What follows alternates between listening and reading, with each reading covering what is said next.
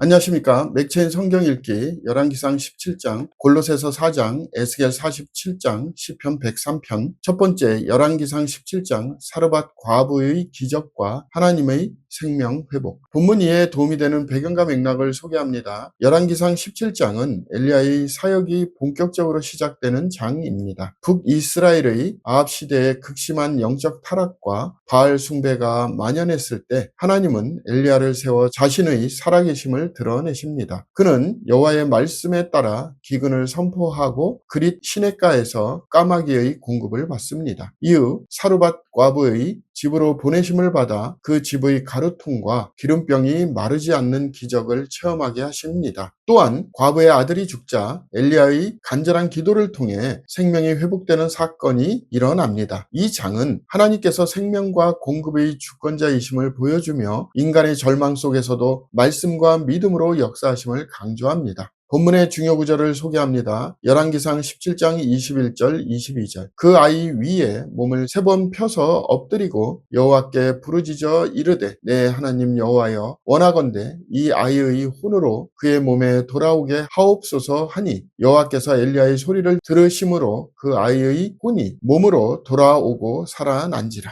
본문을 적용하는 데 도움이 되는 가이드라인입니다. 오늘날 우리는 삶의 위기와 결핍 속에서도 하나님의 말씀에 순종할 때 생명의 역사를 경험합니다. 하나님은 절망의 자리에서 새 생명을 일으키시는 분이십니다. 우리의 믿음이 작아도 순종이 있을 때 기적이 일어납니다. 우리는 환경이 아니라 말씀을 붙드는 신앙으로 생명을 살리는 통로로 살아가야 합니다.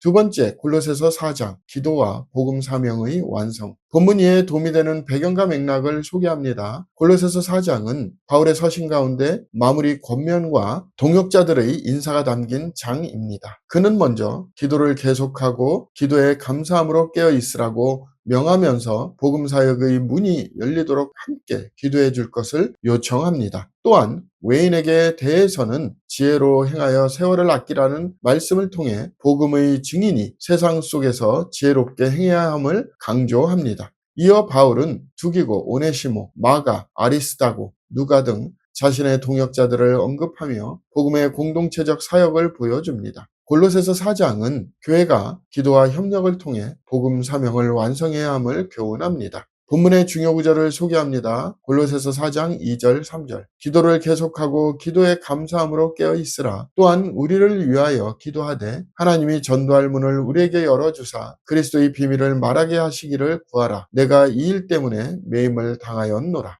본문을 적용하는 데 도움이 되는 가이드라인입니다. 오늘날 우리는 기도를 통해 하나님의 일에 동참해야 합니다. 복음 전파는 개인의 열심이 아니라 하나님의 문을 여는 기도를 통해 이루어집니다. 또한 공동체 안에서 서로 협력하며 믿음의 동역자로 서야 합니다. 복음 사역은 각자의 역할이 다르지만 모든 성도는 같은 비전으로 하나 되어야 합니다. 세 번째, 에스겔 47장, 성전에서 흘러나오는 생명의 강. 본문 이해에 도움이 되는 배경과 맥락을 소개합니다. 에스겔 47장은 회복된 성전으로부터 흘러나오는 물의 환상을 묘사합니다. 성전 문지방에서 흘러나온 물이 점점 깊어져 큰 강이 되고 사해로 흘러가 그곳의 물을 살리며 모든 생물을 소생시키는 장면입니다. 이 강 좌우에는 각종 과일나무가 자라며 그 잎사귀는 약재료가 됩니다. 이는 하나님의 생명과 회복의 역사를 상징하며 하나님의 임재가 미치는 곳마다 새 생명이 일어남을 보여줍니다. 이어지는 토지 분배의 규정은 이스라엘과 이방인 모두에게 공평하게 주어지는 새 땅의 회복을 예언합니다. 이 장은 하나님의 은혜가 성전으로부터 흘러나와 온 세상을 새롭게 하는 구속사의 비전을 제시합니다.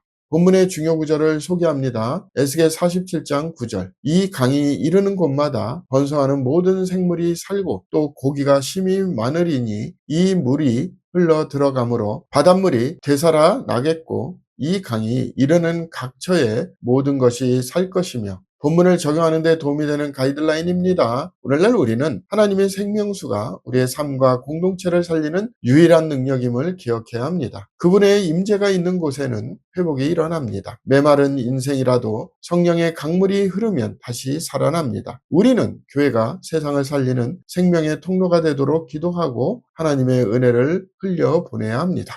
오늘의 마지막 본문 시편 103편 죄를 사하시고 인자를 베푸시는 하나님. 본문 이해에 도움이 되는 배경과 맥락을 소개합니다. 시편 103편은 하나님의 감사 찬양시로 하나님께서 베푸신 자비와 인자, 용서를 노래합니다. 시인은 내 영혼아 여호와를 송축하라고 자신에게 명령하며 하나님께서 모든 죄를 사하시고 병을 고치시며 생명을 구속하신 은혜를 기억하게 합니다. 또한 여호와는 긍휼이 많으시고 은혜로우시며 노하기를 더디하시고 인자하심이 풍부하시도다 라는 고백은 하나님의 성품을 드러냅니다. 시인은 인간의 연약함을 그의 날은 풀과 같으며 라고 표현하지만 하나님의 인자는 대대에 이른다고 선포합니다. 이 시는 죄인에게 베푸신 하나님의 무한한 사랑과 자비를 찬양하는 영혼의 노래입니다. 본문의 중요 구절을 소개합니다. 시편 103편 2절 3절 내 영혼아 여호와를 송축하며 그의 모든 은택을 잊지 말지어다. 그가 내 모든 죄악을 사하시며 내 모든 병을 고치시며.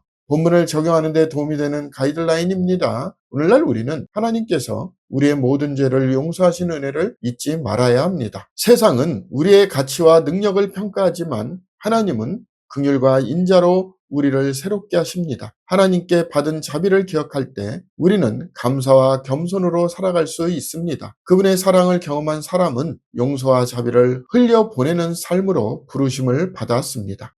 감사합니다.